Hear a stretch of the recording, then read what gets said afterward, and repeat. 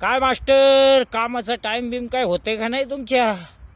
जायचं बाबा कामाला. ते खत रेडी झालं आता. ते माणसं आहे ना अजून काय 2-4 बिरड आले म्हणजे नवीन खोल्या झाल्या तयार. बर 5 जोड्या लागते. 5 जोड्या लागते माणसं आले म्हणजे मग रप्पा काम होऊन जातील. 1-2 माणसाचं काम नाही.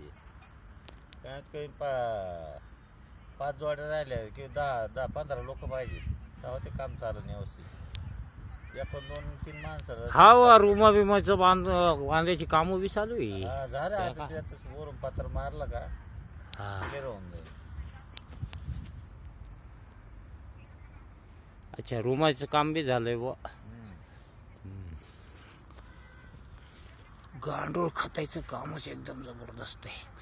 या बघा मित्रांनो, आम्ही मास्टरन आम्ही आज नवीन ब्लॉग बनवत आहे. याच्यात थोडीशी माहिती टाकत आहोत का बा कामगार नसल्यामुळं काय हाल होते तर कसे काम केले जातं.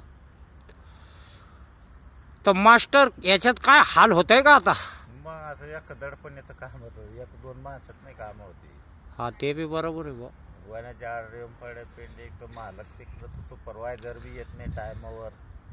हे बघा मित्रांनो, आम्ही सुद्धा कामगार आहे. आम्ही सुद्धा मालक वगैरे नाही आहे. आम्ही सुद्धा कामगार आहेत. मात्र आज तुम्हाला माणसं कमी असल्यावर कसे हाल होत आहे त्याची माहिती सांगताय.